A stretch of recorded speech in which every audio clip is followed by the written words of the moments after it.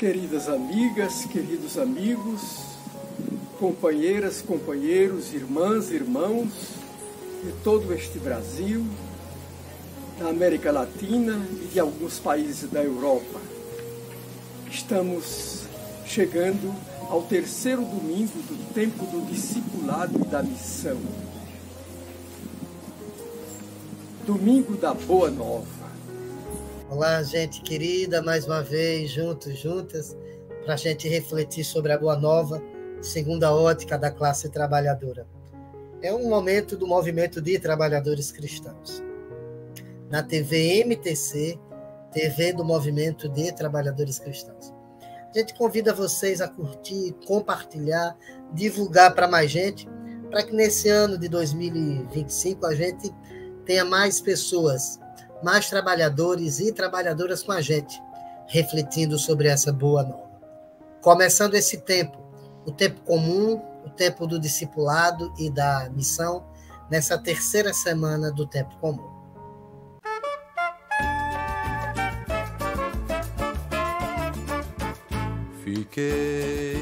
Foi contente com o que me disseram. A gente vai pra casa do Senhor, mas eu foi contente com o que me disseram. A gente vai pra casa do Senhor.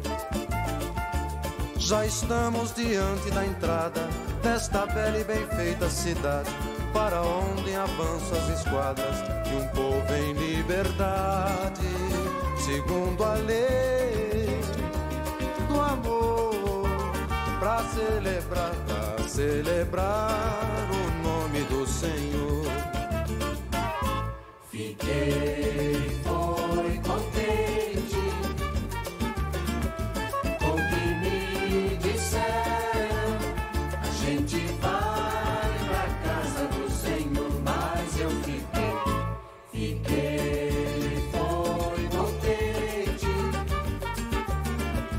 com o que me disseram. A gente vai pra casa do Senhor. Pois é lá que estão os tribunais da justiça do povo de Deus. Venham todos, invoquem a paz sobre a cidade e os seus. Sim, por amor dos irmãos, peçamos paz, a paz e o bem para quantos lá estão. Foi contente com o que me disseram. A gente vai pra casa do Senhor. A gente vai pra casa do Senhor. A gente vai pra casa do Senhor. A gente vai pra casa do Senhor. A gente vai pra casa do Senhor. E agora vamos escutar o Santo Evangelho, aclamando com o canto que eu vou entoar, e vocês podem repetir o Aleluia e escutar o verso que eu canto solamente, que eu canto sozinho. Aleluia, aleluia, aleluia, aleluia. Foi o Senhor quem me mandou boas notícias anunciar. Ao pobre, a quem está no cativeiro, libertação eu vou proclamar. Ao pobre, a quem está no cativeiro, libertação eu vou proclamar. Aleluia, aleluia, aleluia, aleluia. Evangelho de Lucas, capítulo 1, versos 1 a 4 e capítulo 4, versos 14 a 21. É uma leitura composta dessas duas partes do Evangelho. O Senhor esteja com vocês. Evangelho de Jesus Cristo segundo Lucas.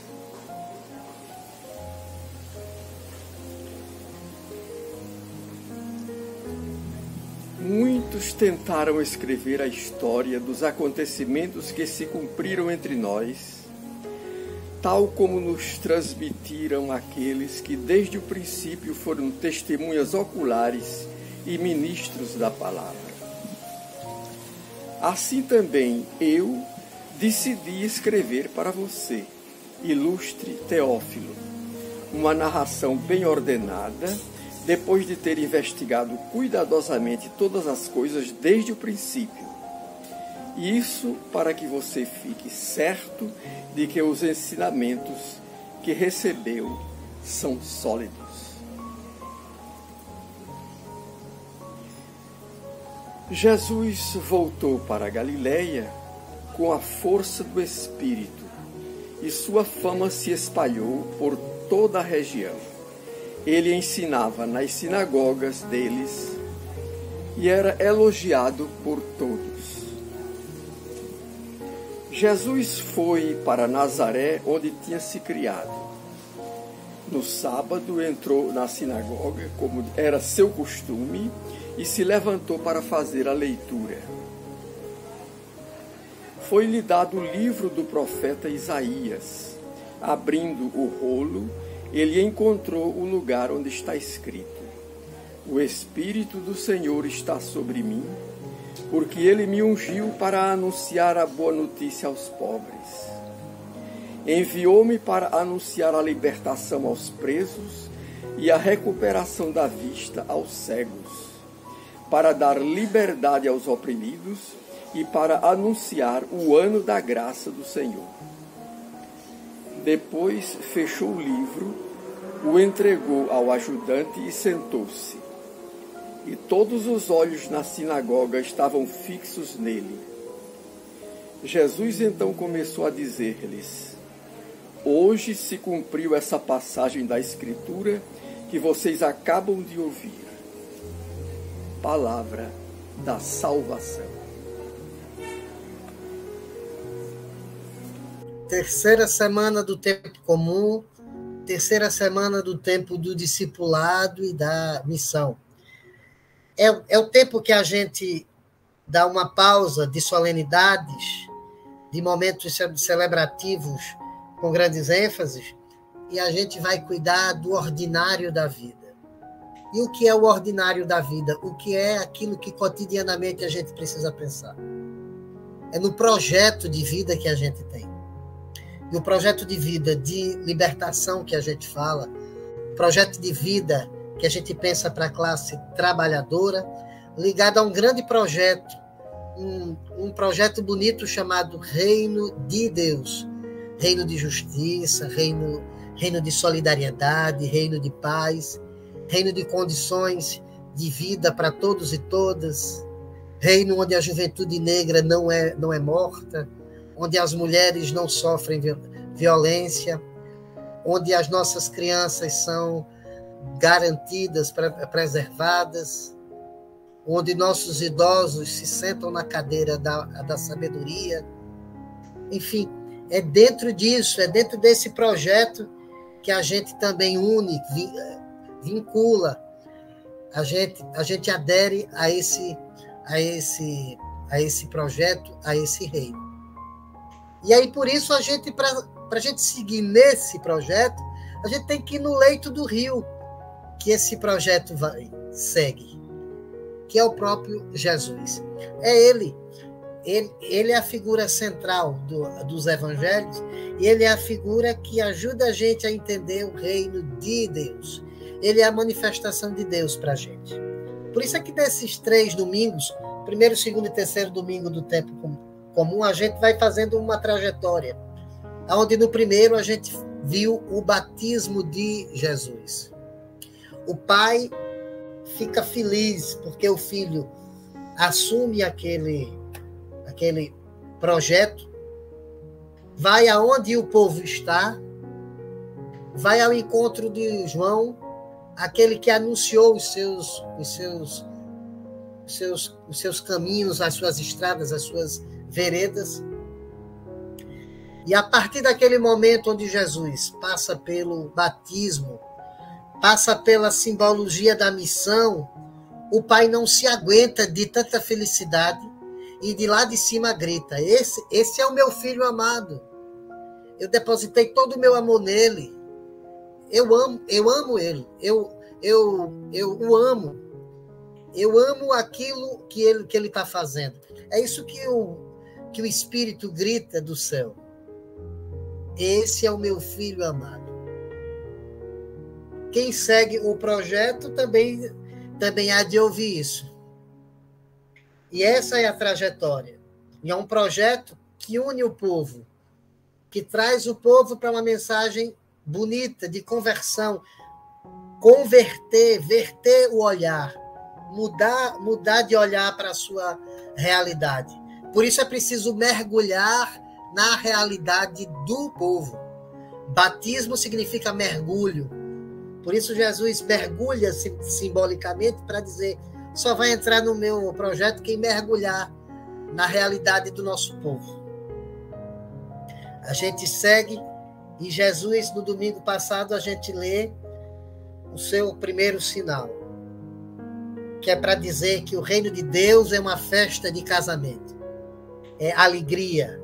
É gente que percebe, é gente que sente quando o vinho pode faltar.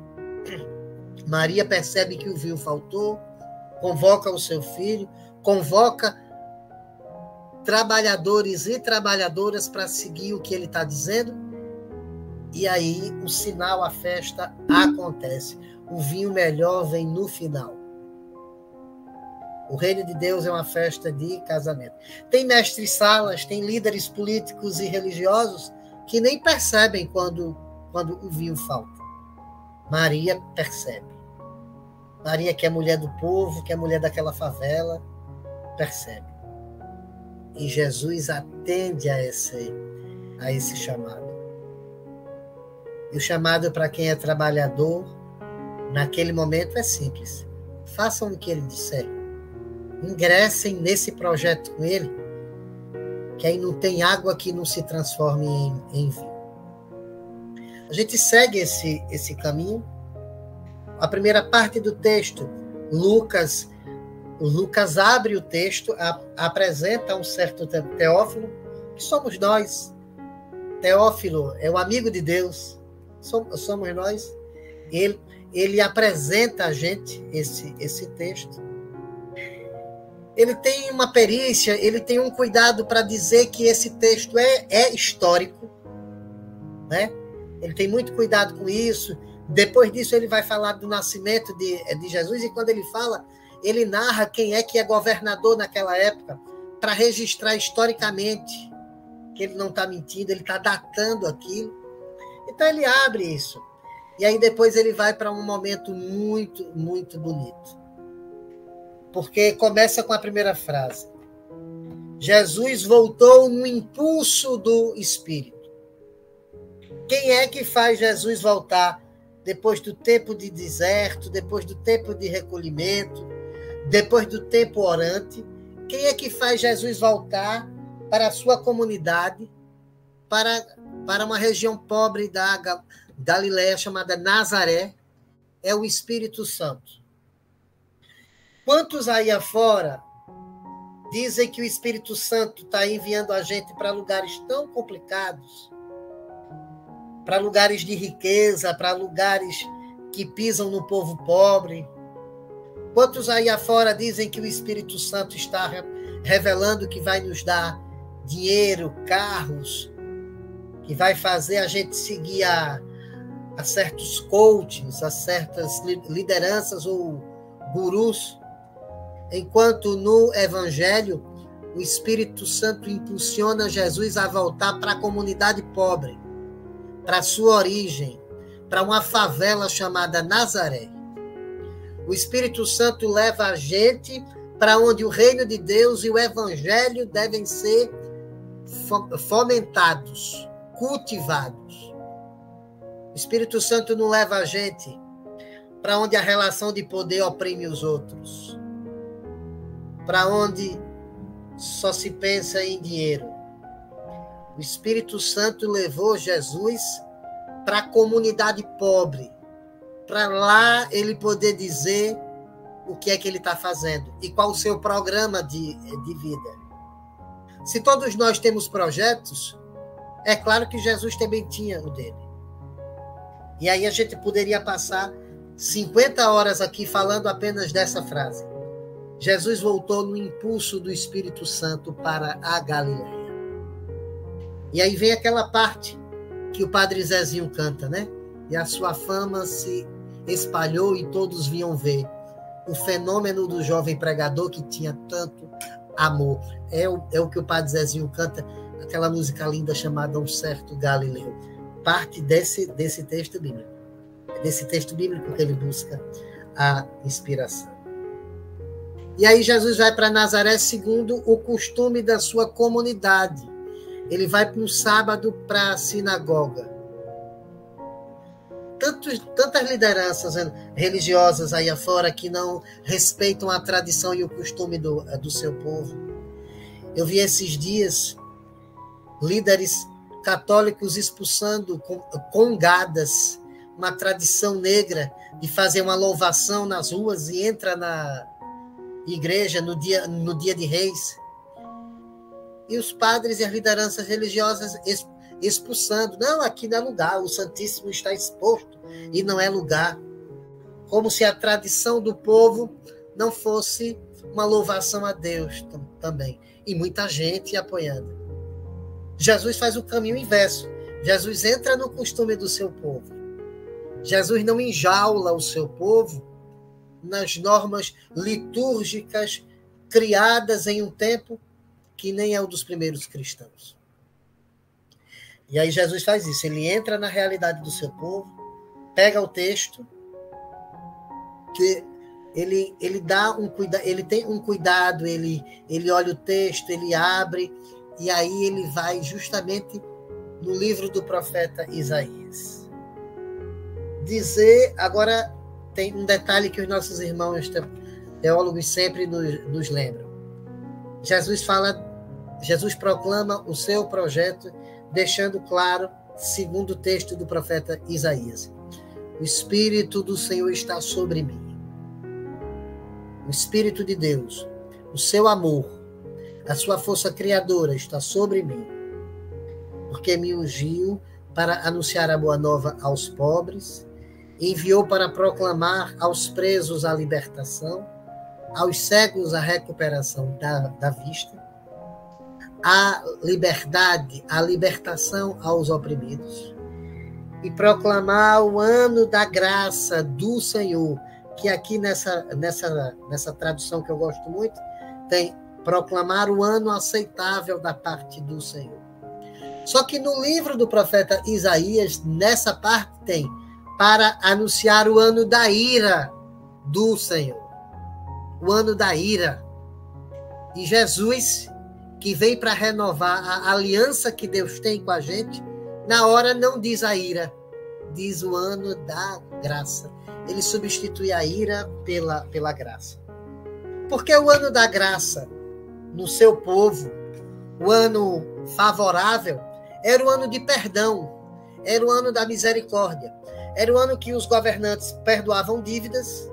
Quando um governante proclamasse o ano do jubileu, o ano da graça, era o ano do perdão das dívidas, era o ano de devolver as terras que os latifundiários ricos roubavam de pessoas pobres, essa terra era devolvida, era o ano da misericórdia. Então Jesus diz que todo o seu projeto é de misericórdia. E esse termo misericórdia ficou tão gasto, né? Parece que é pena, parece que é uma caridade de rede social. Misericórdia é isso, é anunciar a libertação dos oprimidos, é anunciar a boa nova aos pobres. Que boa notícia, que boa nova a gente tem para os pobres, para a classe trabalhadora. O projeto de Jesus é esse: anunciar uma notícia boa para a classe trabalhadora, para os pobres. Anunciar o ano da graça, o ano da misericórdia. Nos últimos dias a gente viu nas redes sociais e na mídia a palavra misericórdia voltar na boca de uma mulher, de uma líder religiosa, uma mulher que faz a função de bispa na sua igreja, durante uma celebração em que o Donald Trump, após a posse, uma posse com um discurso satânico, um discurso de fato horrível, com nuances fascistas tremendas. E o que é que fazem os hipócritas muitas vezes, depois de um discurso desse, tão bélico, tão nojento? Eles procuram legitimar isso através da instituição religiosa. E assim como outro líder que matou muitos judeus, ele faz a mesma coisa. Discursa e depois vai para a igreja. Só que nesta primeira celebração, vamos dizer assim, primeira missa, ele se depara com uma mulher, com uma liderança religiosa de uma mulher, que faz um discurso muito forte e diz a ele, e pede a ele que tenha misericórdia de todos aqueles e aquelas a quem ele insultou no seu discurso, insultou com medo, com tortura psicológica, gays, lésbicas, trans, migrantes, negros, pobres. Ela pede misericórdia. O que é a misericórdia que ela pede? É aqueles e aquelas que têm medo dos próximos anos serem anos de desgraça e anos de ira, serem anos de graça, o ano aceitável da parte do Senhor. E como é que a gente vai ter que lutar nos próximos anos contra esse discurso de ódio, esse discurso de opressão? Como é que a gente vai lutar? Toda a receita está no projeto de Jesus que ele proclamou. Lutar pela recuperação da vista de muita gente que está cega aí fora. Lutar pela libertação de todo mundo. Lutar por uma boa notícia para a classe trabalhadora. A ponto de, assim como Jesus disse dele mesmo, dizer dos nossos coletivos, das pastorais, dos sindicatos, partidos, dos movimentos, das nossas comunidades, ele olhar para a gente e poder dizer: hoje se cumpriu esta profecia que vocês acabaram de ouvir. Porque se cumpriu na vida e na realidade da classe trabalhadora. Teremos anos difíceis, mas anos de esperança. Nosso irmão Francisco, o Papa, o Bispo de Roma, tá nos chamando para um jubileu da esperança. Ou seja, está nos chamando para um tempo onde desesperar não é uma alternativa. Pessimismo é coisa de gente que tem dinheiro. Tem uma cantora daqui de Recife, Flaira Ferro, que canta assim: pessimismo é coisa de quem tem dinheiro. A gente não tem tempo para ter pessimismo. Ou como o Chico Buarque disse, deixemos o pessimismo para dias melhores. Agora é tempo de esperança. É tempo de esperançar. É tempo do jubileu da esperança. É tempo de cumprir em nós a profecia do profeta Isaías. É tempo de deixar que o Espírito Santo leve a gente e impulsione a gente para as várias comunidades onde a gente precisa ir. Esse é o tempo da gente. Como Ivan Lins canta, desesperar jamais. Aprendemos muito nesses anos. Afinal de contas, não tem cabimento entregar o jogo no primeiro tempo. Ou, para lembrar mais outro verso bonito, aqueles que estão atravancando o meu caminho, eles passarão, eu passarinho, do Mário Quintana. É tempo de esperança. E a esperança bonita que Jesus diz. O Espírito Santo o ungiu para anunciar a boa nova. Vamos também entrar nesse projeto de Cristo, ser ungido pelas suas estradas e anunciar a boa nova e a libertação. É tempo de esperança. É tempo de esperança. É tempo de esperança. Eu concluo esse nosso momento, essa nossa reflexão, com uma pequena prece de um santo dessa semana, dia 24 de janeiro, foi dia de São Francisco de Sales, o bispo do amor, o bispo da bondade, que era jornalista, saía de porta em porta de noite entregando notícias. Era um jornalista. Era alguém que tinha cuidado com a boa notícia, que combatia fake news. O São Francisco de Sales. Um homem tão bom que o Dom Bosco, quando foi fundar o seu grupo religioso, não quis botar o seu nome.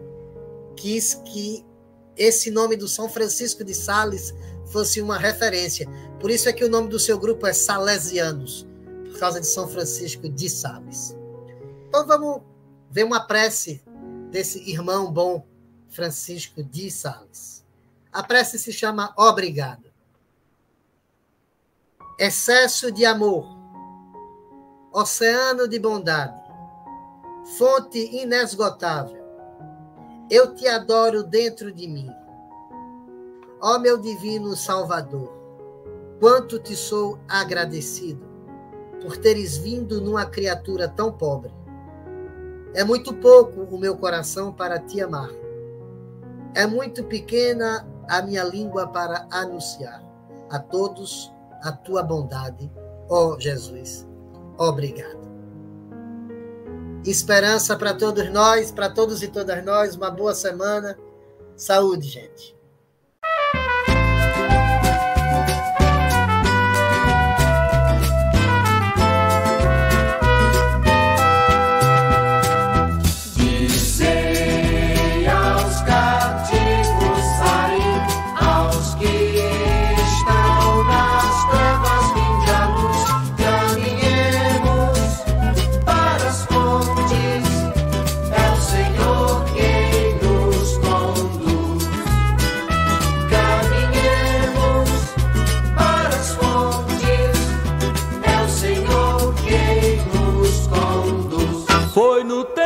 Favorável que eu te ouvi, te escutei, no dia da salvação socorri, te ajudei, e assim te guardarei, te farei mediador da aliança com o povo, serás seu libertador.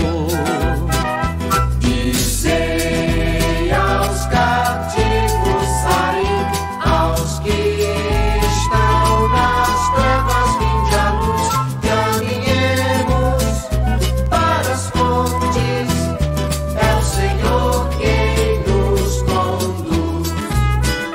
Caminhemos para as fontes, é o Senhor quem nos conduz. Não terão mais fome e sede, nem o sol os queimará. O Senhor se compadece, qual pastor os guiará. Pelos montes, pelos vales, passarão minhas estradas, e virão de toda parte e encontrarão pousada.